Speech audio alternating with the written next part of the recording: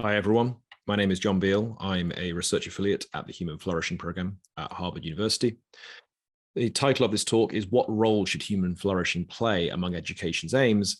And it's a draft of a chapter for a book I am co-editing with Dr. Christina Hinton, forthcoming from Oxford University Press this year, entitled The Future of Education, Reimagining Its Aims and Responsibilities. The contributors are listed there, and Christina and I are also contributing, and it's divided into three sections: the aims of education, the responsibilities of education, and the future of education. And this will be a chapter in the first section of that book. And there are several chapters in this book which discuss the role of human flourishing in education. Now, flourishing is increasingly believed to be the aim of education or among its central aims. For example, UNESCO, in a paper which provided some of the research for their recently published Futures of Education report, they write that human flourishing is the central purpose of education. Positive psychology holds that flourishing is the goal of education. The Jubilee Centre for Character and Virtues at the University of Birmingham hold that flourishing is the widely accepted goal of life and the ultimate aim of character education. The Church of England, in their published Vision for Education, write that our vision for education can be expressed and promoted as one of human flourishing that can inspire what the school is and does. And in 2017, relatedly, the Archbishop of Canterbury moved a debate in the House of Lords on the importance of education in building a flourishing and skilled society. And the Church of England's Education Office held their annual conference in 2021 on flourishing. A few more examples. The late educationalist Sir Ken Robinson held the view that our success is about human flourishing. The philosopher Harry Brighouse, who's among the contributors to this book, writes that the central purpose of education is to promote human flourishing, and education should be guided directly by human flourishing. Former UK Education Secretary Nicky Morgan writes that, asks that, what is the purpose of education? And she writes, education is at its heart about human flourishing. They're quoting the Church of England's publication on their vision for education. And so the general point of all this is that here we have some extremely influential organizations, institutions, movements, and people. And so even if we hold that flourishing cannot be defended as a plausible educational aim, as some have recently argued, for example, David Carr in a paper published a few years ago, and Michael Hand and Harvey Siegel, both of whom argue that it cannot be defended as a plausible educational aim in their chapters in the book in which this talk will ultimately appear. Or if we hold that education has no aims at all. So some philosophers of education argue this, such as Judith Suissa, who again puts that argument forward in her chapter to this book. It's true that an increasingly number of highly influential people, organizations, institutions, and movements hold that flourishing is education's ultimate aim or among its central aims. And this is having a growing influence on educational practice and policy. So no matter what we think, this is worth taking seriously, and it's worth considering what possible role flourishing may be able to hold among education's aims, if any role at all. Now, what we might call the orthodox view on education's aims holds that the aim or the primary aim of education is epistemic. That is to say, education aims to first increase students' knowledge, second, advance students' understanding, and third, develop the cognitive skills and epistemic virtues that support the pursuit of those two areas, such as critical thinking skills, autonomy, and curiosity. I don't mean this order chronologically, you don't gain knowledge and then understanding and then skills. Rather, these are kind of three core things that we could sum up this orthodox view with. And I describe this as the orthodox view in the sense that it's what I think most people would say, including educators and students themselves, education is for. If we were to ask them about this, or take a survey, for example, I think this would be the most common view we see. Now, well, we might then ask this question: what is the relation between flourishing as the ultimate aim, or at least an aim of education, and fulfillment of its core epistemic aims, such as these? And this talk addresses this question. And what motivates my interest in this question is twofold. First of all, it's unclear what the relation is between flourishing and education's epistemic aims. It's more clear, though, what the relation could be between education's other aims and flourishing. So, for example, what we might call education's well-being aims. So if we hold that education should aim to do all that it reasonably can to promote the good well-being, for example, the mental and physical health of students, and we define flourishing largely, or at least partly, in terms of well-being, then we already see a clear relation between flourishing as a possible educational aim and any kind of aim we would bring under the well-being aims of education. We can also draw a pretty clear relation between flourishing and education's potential moral, political, or civic aims when we consider the role that character and virtue have in some theories of flourishing. So, for example, the Jubilee Centre for Character and Virtues puts together a framework for character education, a neo-Aristotelian framework, and divides virtues up into 4 types. And among moral, intellectual, civic, and performance virtues.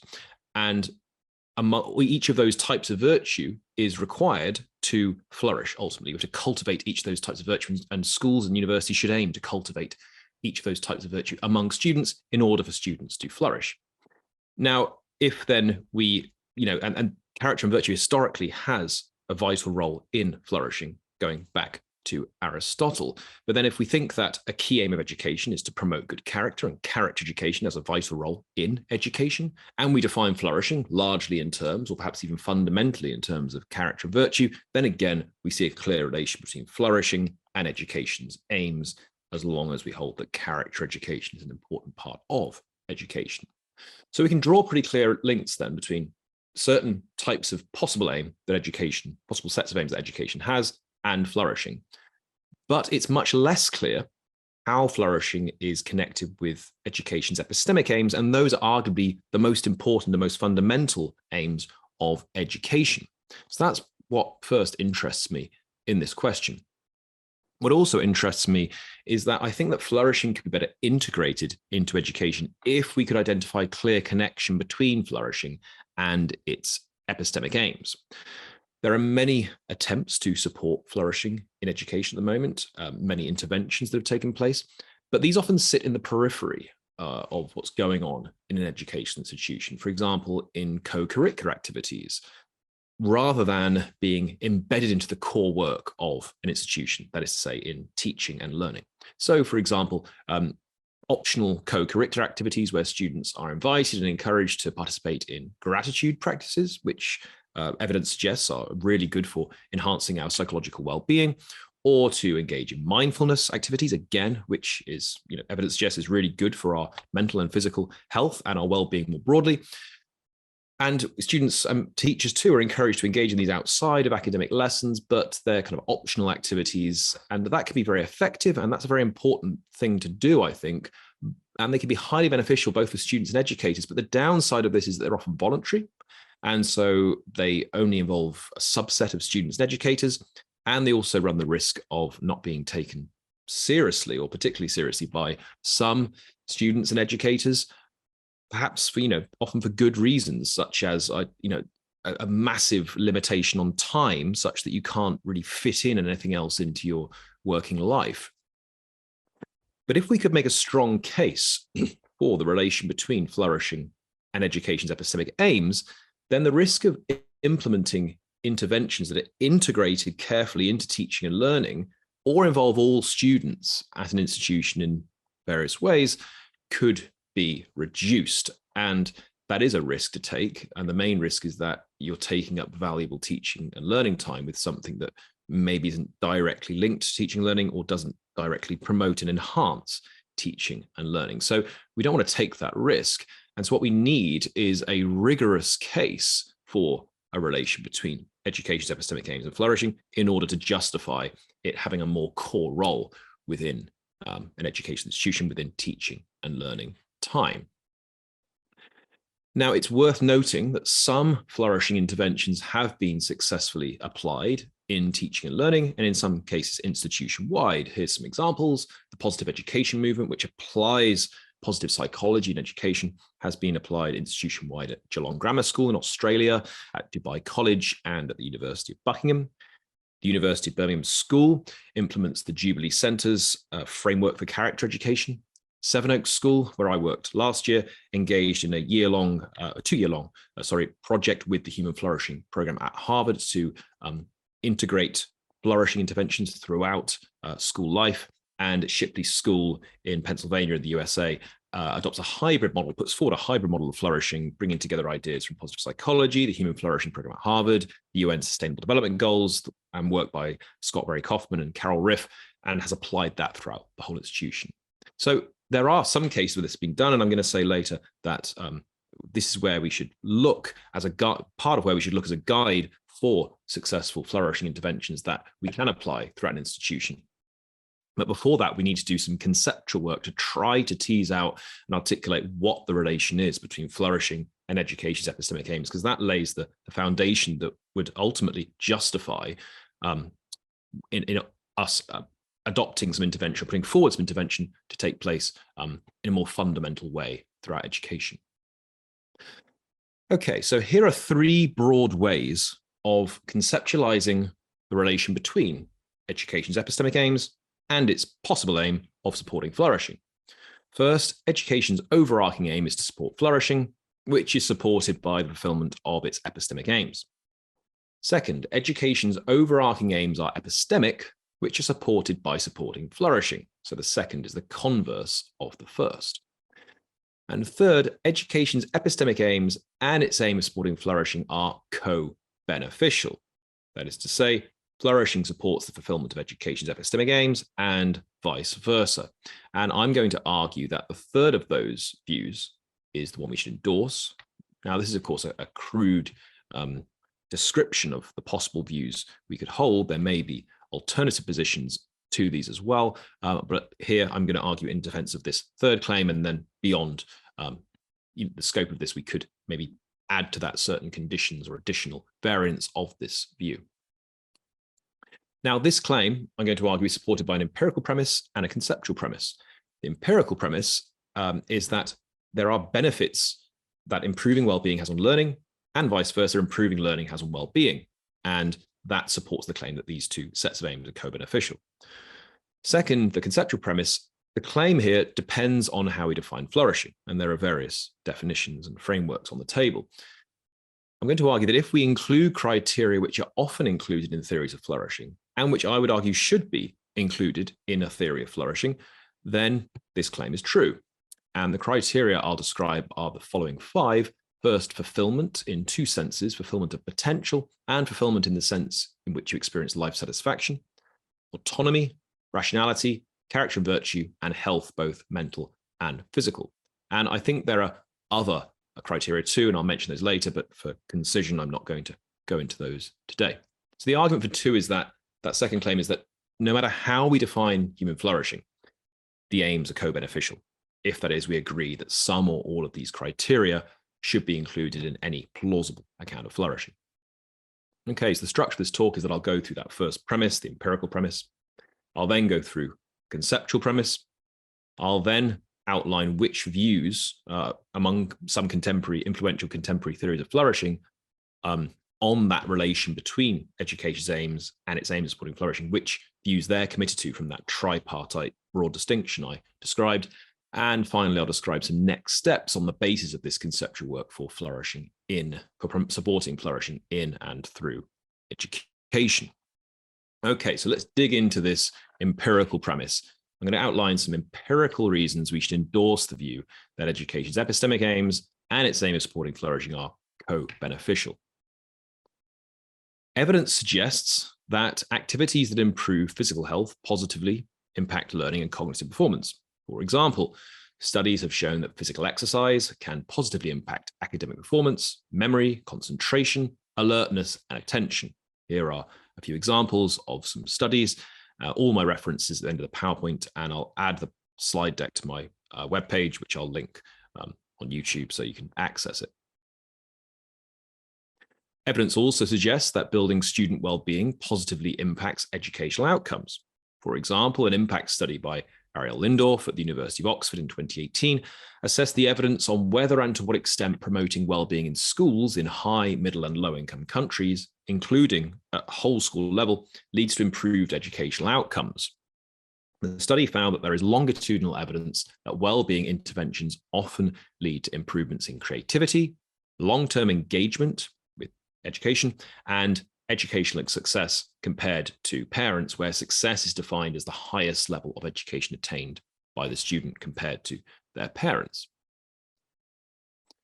Next, building certain character strengths can improve learning, cognitive capacities, and other virtues that are important for academic success. So, for example, studies suggest that resilience positively impacts problem-solving skills and the development of perseverance and motivation. It's also a significant predictor of how students cope at university. Building academic resilience. So academic resilience is a construct made up of several character strengths, and studies on building academic resilience suggest that it has significant educational benefits. For example, there's a positive relationship between academic resilience and academic achievement, and academic resilience is a strong predictor of class participation. Evidence from positive psychology suggests that building psychological well-being improves learning outcomes and supports the development of some cognitive skills and virtues. So, for example, Martin Seligman, often described as the founder of positive psychology, writes in his book Flourish that greater well-being enhances learning, and gives the example that positive emotion produces broader attention, more creative thinking, and more holistic thinking. In that book, he describes the application of positive education from its kind of earliest interventions. Next, students who have positive subjective experiences in a particular academic domain demonstrate greater commitment to that domain several years later. Some studies there involving Mihai Csikszentmihalyi, who's also kind of sometimes attributed as one of the founders of positive psychology with Martin Seligman.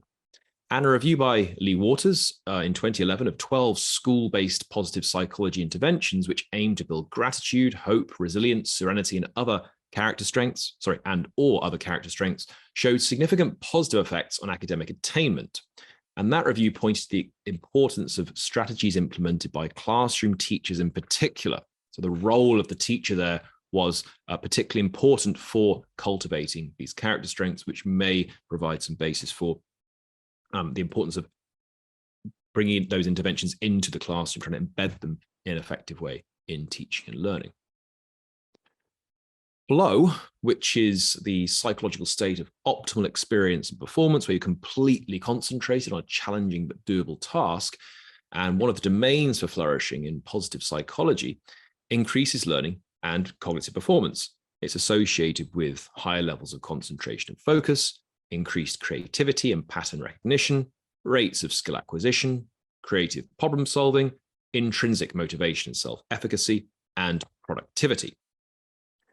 So what I've given you there are a few of many examples of the ways that improving well-being tends to improve learning. Well, what about the converse? The ways in which, that is to say, learning enhances well-being. Well, Tyler Van der Weel, director of the Human Flourishing program at Harvard, in a 2017 article on the promotion of human flourishing, it's entitled, which describes the Human Flourishing program's account of flourishing. In that article, he summarizes much evidence to support this claim, the way in which education enhances well-being, in his account of education as a pathway to flourishing. So a pathway to flourishing in that article is an area of life that significantly enhances several domains of well-being, 6 domains of well-being in total, which make up the account of flourishing put forward in that article. So, for example, Van der Weel writes that there is reasonably good evidence that higher levels of education are longitudinally associated with higher levels of happiness and life satisfaction. Education is a strong cross-sectional predictor of health. There's some evidence from longitudinal studies that education decreases the likelihood of criminal activity and increases the likelihood of voting and of democratic participation. Higher levels of education associated with higher levels of club membership, participation, and social interaction. And education increases the likelihood of greater financial and material stability. Now, each of those areas concerns a particular domain of well-being. So the final is financial and material stability.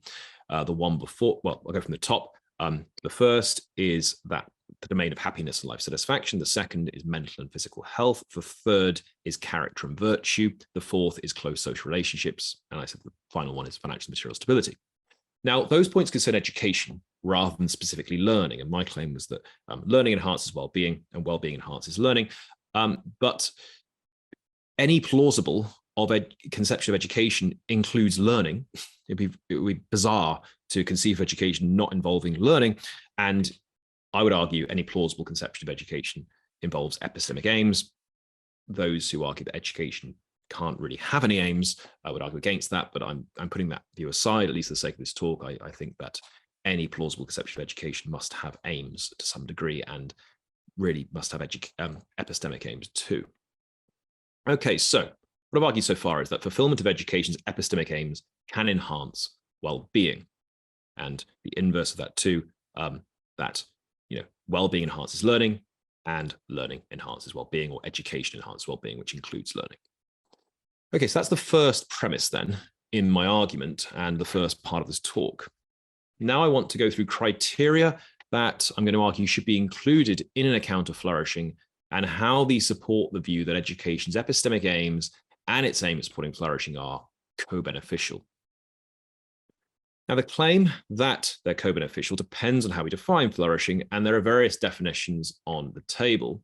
And I'm going to argue that if we include criteria, which I argue are necessary for a plausible account of flourishing, then that claim is true. And I'm going to describe 5 criteria here, which I described earlier: fulfillment in these 2 senses, fulfillment of potential, and fulfillment in the sense of life satisfaction, autonomy, rationality, character and virtue, and mental and physical health. I think you could also make this argument for other criteria, such as self-understanding, meaning and purpose, flow, and accomplishment. All of those are commonplace in theories of flourishing. For example, you find flow and accomplishment in positive psychology. You find meaning and purpose in positive psychology and in the Human Flourishing program at Harvard's account. Self-understanding, I would argue, is also important for flourishing, but I'm not going to go into those here for reasons of brevity to keep the talk shorter. So I'll go through A to E in turn. Fulfillment in these 2 senses. Now, I argue that flourishing requires our lives are fulfilled in 2 senses. First, we fulfill our potential, and second, we experience fulfillment in the sense of life satisfaction. I think the second of those actually captures more of what people mean when they experience or desire fulfillment, when they say they do. And we could maybe also capture that second experience fulfillment with the word contentment. I desire contentment, I desire fulfillment. I think that often that second sense is often what's picked out when someone says that. Now, contemporary theories of flourishing usually include at least one of these senses of fulfillment, but tend to make one a core part of their theory and imply the other. So, for example, positive psychology, the Jubilee Center, and UNESCO focus on the first, but 2 is clearly implied throughout the theory with the resources they put forward. And the Human Flourishing program at Harvard's account focuses on the second. Happiness and life satisfaction is one of the domains of well-being. They don't make fulfillment of potential one of the domains of well-being, but it's clearly implied throughout the account of well-being. Well-being in that account is defined as flourishing is defined as complete human well-being, a state in which all aspects of a person's life are good, relative attainment of that in relation also to the environment in which a person lives. And it's hard to see how that could be reached without also fulfilling your potential. So my point here is that whilst theories of flourishing don't always explicitly include both, the other one is clearly implied and one is explicitly stated. So next, what's the relation between fulfillment of potential and education epistemic aims? Well, to fulfill your potential, you need to develop your cognitive and emotional faculties as far as you reasonably can, and that involves a lot of learning. And that's what education institutions do. It's what they're great at doing. They're the best things for that in the world, at helping us to learn. Fulfillment of potential involves developing epistemic abilities, acquiring knowledge, including self-knowledge, developing understanding, including self-understanding, and developing a range of cognitive and emotional skills. Okay, so here we have the epistemic aims of education coming through. Cultivating epistemic virtues is necessary for fulfillment of potential. We see that explicitly stated in various theories of flourishing, such as in Aristotle's work, in neo-Aristotelian theories, such as that of the Jubilee Center, and in the account put forward by UNESCO for their Futures of Education report. And the role of fulfillment of potential flourishing is also supported by theories beyond explicit theories of flourishing. For example, in Abraham Maslow's account of human motivation, where he puts forward his hierarchy of needs, which is often drawn upon in literature on human flourishing, their fulfillment of potential is explicitly stated. Self-actualization is the aim, Maslow argues, or what we should be aiming for in life, aiming to promote among human beings, and that involves fulfilling your potential. Okay, so next, I'm going to talk about fulfillment in the sense of life satisfaction, and going back to the paper by Tyler Van der Wiel I mentioned earlier on the promotion of human flourishing. In that article, Van der Wiel writes that higher levels of education are longitudinally associated with higher levels of happiness and life satisfaction. And he argues that on the basis that education generally significantly contributes towards several important factors that increase life satisfaction, such as work opportunities. You have more of them open to you if you've got more or a better education, or more education, or if you've done particularly well during your education. You have great opportunities for social engagement, for example, through the people you meet. You have greater financial and material security as a result of education. You also build your skill mastery, and that is sometimes referred to in theories of flourishing, such as in positive psychology. For example, Martin Seligman refers to that. So evidence suggests that fulfillment of education's epistemic aims support fulfillment in these two senses: fulfillment of potential and fulfillment in the sense of life satisfaction. That's the first of the criteria of flourishing I wanted to discuss. The second is autonomy. Autonomy, I argue, is necessary for flourishing in two senses, what I call internally and externally. And here I'm drawing upon the resources of Isaiah Berlin, who draws a distinction between positive and negative freedom. So negative freedom is freedom from external constraints. So someone who's in prison lacks negative freedom. Positive freedom is the freedom to use one's mind. One's mind is within one's control. And here, when I say internal freedom, I mean positive freedom. External freedom, I mean negative freedom. Autonomy in both those senses, internally and externally, I would argue is necessary for flourishing. You can't flourish if your internal or external freedom is radically or is quite strongly constricted or constrained.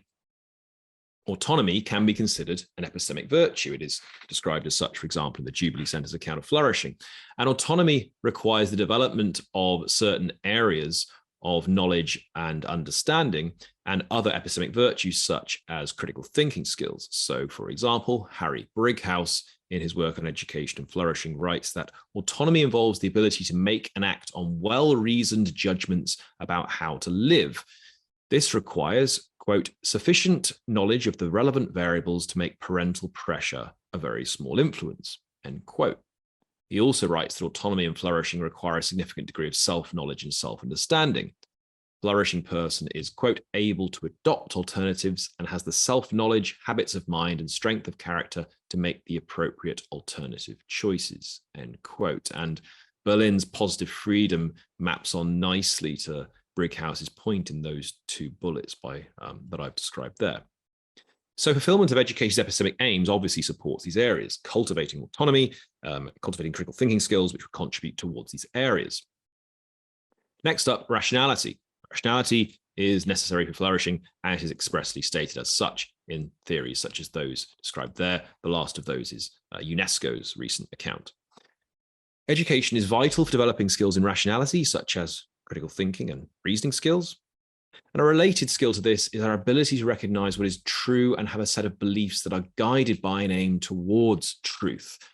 And I want to suggest, or actually want to argue, that the flourishing person's fundamental beliefs should be guided by an aim towards truth. They should be true or approximate to truth, or at least be aiming towards the truth. And here I'm drawing upon the resources of Robert Nozick with his truth tracking account of epistemology. So I would argue that truth and recognition of truth play an important role in flourishing. Now, how am I defining fundamental beliefs in that definition at the top? I define them as those beliefs about oneself or the world that tend to have a significant practical influence on one's life and a significant influence on one's knowledge and understanding of oneself and others. And our beliefs being guided by an aiming towards truth is necessary for some domains of well-being, domains of flourishing, to support a person's flourishing. So, for example, meaning and purpose, which we find often in theories of flourishing. You need to not only be leading a meaningful life, but you have to find it so. So, for example, Martin Seligman gives the example of Abraham Lincoln, who clearly lived a meaningful and purposeful life, a deeply meaningful and purposeful life, but often didn't find it so because of very melancholic disposition. He was depressed for much of his life, and so just didn't see his life as meaningful. And the same would go for the domain I mentioned earlier, fulfillment of potential and fulfillment in the sense of life satisfaction. Your recognition of how well your life's going has to map on, at least relatively accurately, to how well it's actually going. So, for example, you're not deluded, and your beliefs aren't significantly impacted by your level of self-esteem. So someone who's got extremely low self-esteem may not see their accomplishments as accomplishments. They might just shrug them off, but, oh yeah, I didn't do that well, when they actually did do really well at something. And someone who's got a really excessively, inflated ego may think that they're doing brilliantly at something, but actually they're not doing well at something. They don't have very good metacognition. So the point here is that our beliefs need to track the truth in a particular way, to at least be proximate to truth or be aiming towards the truth, in order for various domains of flourishing to actually get a grip and help us to flourish. If we can't find our life meaningful, even though it is, then we're not going to flourish, because we can't feel the things that are true about our life. Now, several epistemic capacities, skills, and virtues are required one's beliefs to be guided by an aim towards truth, such as epistemic capacities and skills, including critical thinking skills, self-knowledge and self-understanding, and a good understanding of what truth is, and character virtues such as honesty, authenticity, humility, and integrity. Now, education is key to cultivating all of those, both in terms of fulfilling its epistemic aims and other areas such as character education. And I want to add the point that building students' skills and their beliefs being guided by and aiming towards truth has arguably been increasingly important in recent years, in what's sometimes been described as a post-truth era, where the question of what it is for something to be true has been radically shaken up. It's arguably more important than ever now to try to cultivate a respect for truth and an understanding of what truth is, and finding good ways for our beliefs to map on with what is true, or at least be aiming towards the truth. Okay, the fourth domain I want to describe is character and virtue. Now, education obviously cultivates epistemic virtues. These are included, epistemic virtues such as critical thinking skills, and these are included in theories of flourishing that focus on character and virtue, such as the kind of flourishing by Aristotle, neo-Aristotelian theories such as that put forward by Christiansen and the Jubilee Center, and also in Tyler van der Weel's account, which includes character and virtue as one of the domains of flourishing. Now, some of those accounts all draw upon an Aristotelian conception of flourishing, which draws upon the idea that there are a set of cardinal virtues on which all other virtues, in which all other virtues find their foundation. So there are 4 cardinal virtues in Plato's account and 4 in Aristotle's account, and they're slightly different. And in Aristotle's account, among the cardinal virtues, there's the virtue of wisdom or prudence, and that is, but is not only, an epistemic virtue, and it involves employing various other epistemic virtues. So if we adopt an Aristotelian account, which many accounts of flourishing do, then that involves the cultivation of epistemic virtues. Van der Weel also writes that there is, quote, evidence from longitudinal studies that education decreases the likelihood of criminal activity and increases the likelihood of voting and of democratic participation, end quote. So my point here with both of these is that education's epistemic aims support the development of character and virtue. And since that is integral to flourishing, as various theories hold, and I hold too, then education supports flourishing in relation to this domain as well. It's worth noting that the epistemic and civic aims of education are connected. Emily Robertson, makes a powerful argument for this, in the sense that, for example, gaining accurate historical knowledge requires attention to the social and political conditions of knowledge, such as an understanding of issues concerning epistemic injustice. So how knowledge was formed, where it was gained from, that certain groups, such as minority groups, weren't included and were ignored when we formed knowledge, understanding of certain areas of history. And if we don't attend to that, we're going to have a warped and distorted view of history and its accuracy. So here we have perhaps a civic aim of education, to teach students to be sensitive to possibilities concerning the social and political conditions of knowledge, and understand that our view of history that we've inherited from the past is not entirely accurate, and we've got to look for ways to fill in gaps throughout history and correct certain inaccuracies based on issues concerning, for example, epistemic injustice. So the point there is that cultivating certain epistemic virtues, such as intellectual humility, the belief that maybe I'm wrong about this, maybe I need to revisit my views on this, maybe I need to improve my understanding of these things, involves cultivating certain civic virtues, such as responsible citizenship, and vice versa. So fulfillment of education's epistemic aims supports fulfillment of its civic aims, and that in turn may support character education by building civic virtues, which are, for example, included in the Jubilee Centre's account of flourishing. The point here is that there's an intersection, a way in which the epistemic and civic aims of education are connected. So cultivating either involves cultivating the other. If we hold that those virtues are part of what it means to flourish, they're part of the character and virtue domain of flourishing, then we see that education's epistemic aims support the development of another area of character and virtue. So not just epistemic virtues, but also civic virtues too, given this possible inextricable link between them. The final domain I want to describe is mental and physical health.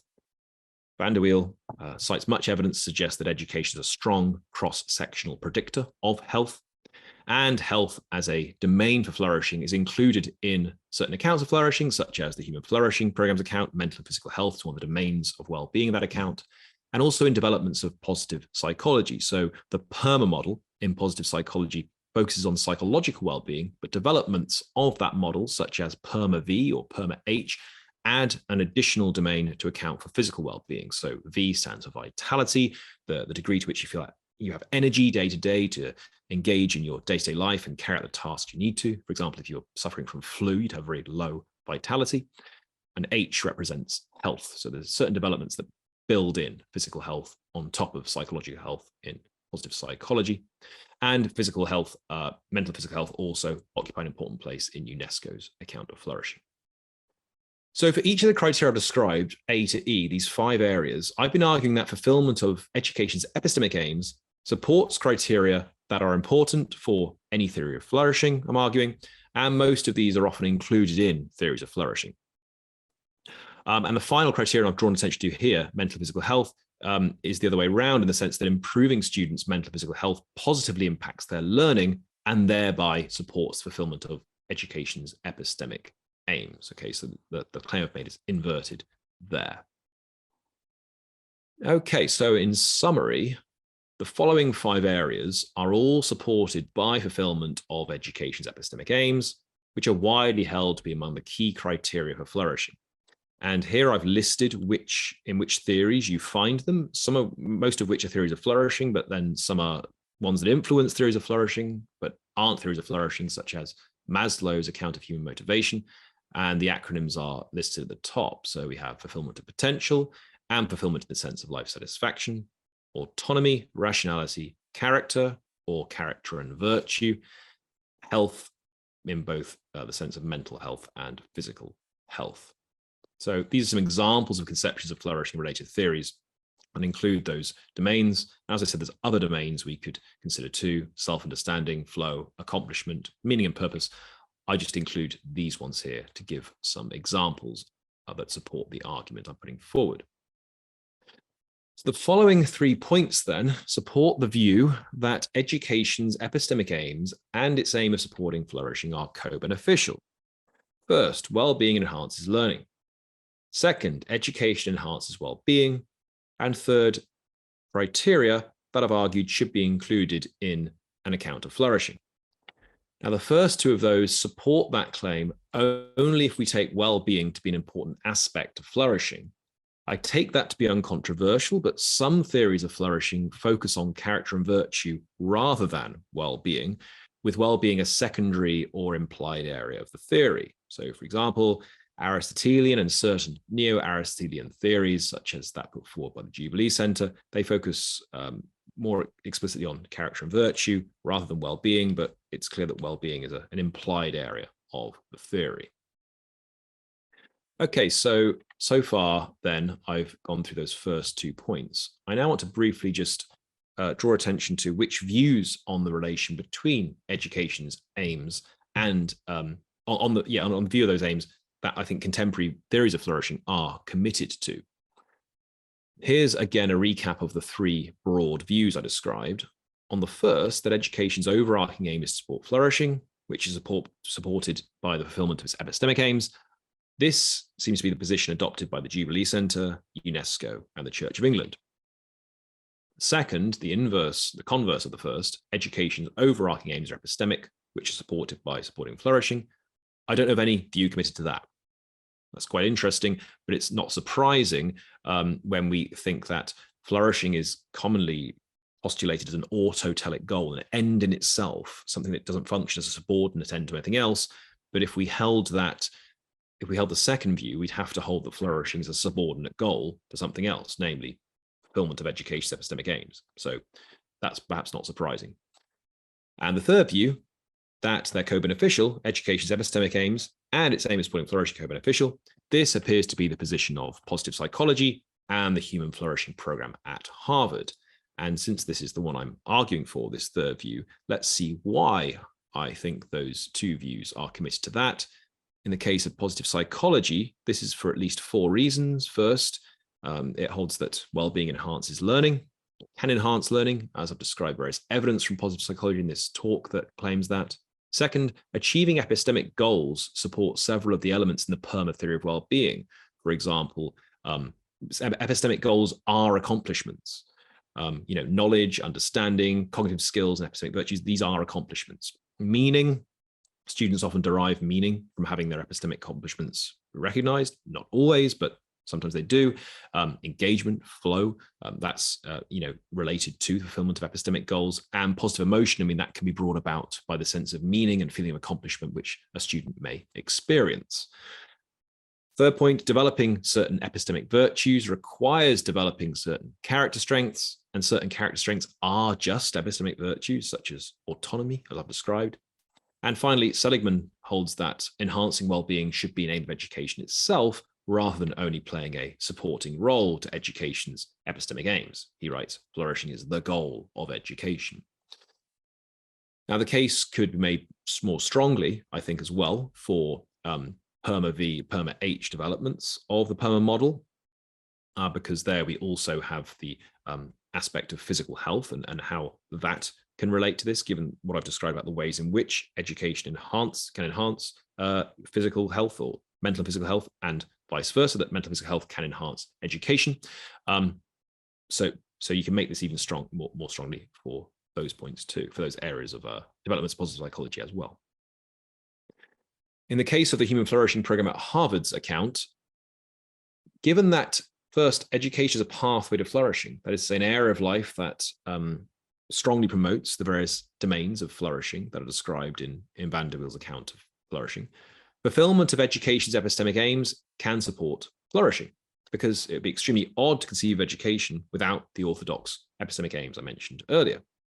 Second, given the evidence that Van der Beale gathers and synthesizes that support the claim that well-being supports learning, well-being supports the fulfillment of education's epistemic aims. So, I argue, the third view best captures the relation between flourishing and education's epistemic aims in Van der Beale's account. That is to say, education's epistemic aims and its aim at supporting flourishing are co-beneficial. Okay, so those are the reasons why I think positive psychology and the account of the Human Flourishing Program at Harvard appear to be committed to that third view in the taxonomy I described earlier. So, last part of this talk, next steps for supporting flourishing in and through education. If we agree with the account I've put forward here, or we developed it further, this conceptual account of the relation between education's aims and its aim of supporting flourishing, what would be next steps? Well, if we accept that these two sets of aims are co-beneficial, then 2 important questions arise. First, how can we best promote flourishing in educational contexts to support the fulfillment of education's epistemic aims?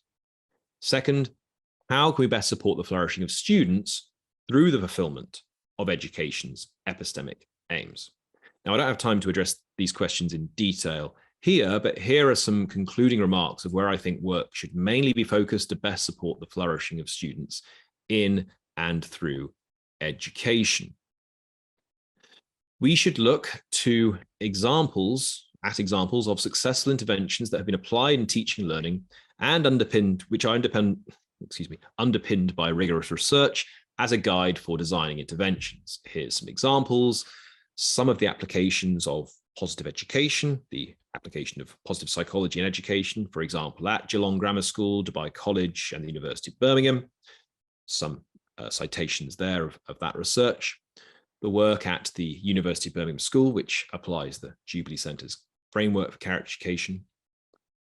Some of the work that took place last year at Sevenoaks School, an intervention I was involved with in collaboration between Sevenoaks School, the Human Flourishing Program at Harvard, and Research Schools International, and the work that's taking place at Shipley School, which, as I described earlier, puts forward a hybrid model of flourishing. We should also look at institution-wide or subject-specific interventions, curricular design, or teaching and learning practices. Here's some examples of institution-wide designs that aim to promote either flourishing or well-being, for example, in the work of Tal Ben-Shahar in his recent book on happiness studies, the work of Jeff Duncan Andrade at the Roses in Concrete School in Oakland, California, which is underpinned by the aim that the ultimate aim of education is youth community wellness, which seeks to improve the wellness of all students in collaboration with the wider community, including the parents and those living in the community local to the school and so on. The work of Christian Christiansen in his recent book on flourishing the aim of education, the impact case study by Ariel Lindorf I mentioned earlier, which looked at ways in which well-being enhances learning. And I've cited an article that I co-wrote with Christina Hinton at the Human Flourishing Program, Aisha Yemesiegel at the Human Flourishing Program, and other colleagues on some of the interventions that took place at Sevenoaks School last year, and also the work on flow in education, how we can enhance flow in teaching and learning contexts. And there's a couple of references on that.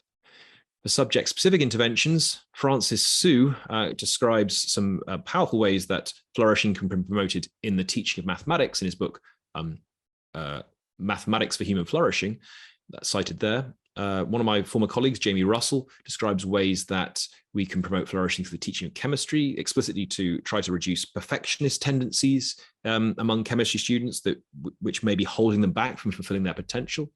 There's work on the role of flow in music to get the best out of musicians and the study of music. And I ran an intervention last year where I aimed to facilitate flow in the teaching of philosophy by designing teaching and learning practices that aim to get students into a flow state, both in groups, in a group flow state, but also individually. And we've seen the benefits that flow can have for learning. Now, a point I want to make about all of these cases, well, the latter set of these cases on the subject side, is that a theme that emerges throughout many of these interventions and others is that rather than taking time away from teaching and learning to run intervention, so for example, we're going to have less time devoted to teaching and learning today so students can go and engage in something good for their well-being, mindfulness exercises, gratitude practices, whatever it might be, things that really are good for our well-being, but take time away from teaching and learning. Rather than take that approach, the examples I've described there try to do teaching and learning differently to support flourishing. So for example, Francis Su describes how mathematics can be taught in a way that cultivates virtues, such as providing students with a sense of gratitude and awe about mathematics and a respect for beauty in a particular context, namely mathematical beauty and so on. And in the intervention I've just described about how we can try to design teaching and learning activities that employ what are called flow triggers, so factors that significantly facilitate flow, there we're not taking time away to support flourishing. We're just trying to design teaching and learning activities in a different way to support flourishing. The benefit of interventions of this kind is that you don't have to remove teaching and learning time away. Rather, you teach in a slightly different way. And Francis Su gives various examples of that in his book on mathematics. And that's kind of one of the key points I want to make here, that if we want to coherently promote flourishing in education, and we want to take it as far as we can, so for example, it does have a role within teaching and learning, then rather than take time away, we need to look for ways that we would maybe do things slightly differently in a way that better promotes both learning and flourishing. Okay, so some concluding remarks. I've argued that education's epistemic aims and its aim of supporting flourishing are co-beneficial for at least two reasons. First, empirical reasons. Education enhances well-being and well-being enhances learning. And second, conceptual reasons, that there are criteria that I've argued should be included in any plausible theory of flourishing And when we look at those, they suggest that those sets of aims are mutually supportive of one another. I've also argued that if we want to support the flourishing of students as effectively as possible, we should design interventions that are either or both taking place during academic time and institution-wide. And if we want to do that as a guide for those interventions that take either of those forms, we should look at examples of success interventions underpinned by rigorous research, both institution-wide and subject-specific. And for those that take place during academic time, an effective method would be to change the way certain teaching and learning practices are done to support flourishing rather than take time away from them. I've included my references at the end. I'll provide a link to this slide deck in YouTube so you can access it. Thank you very much for listening. I hope you've enjoyed the talk.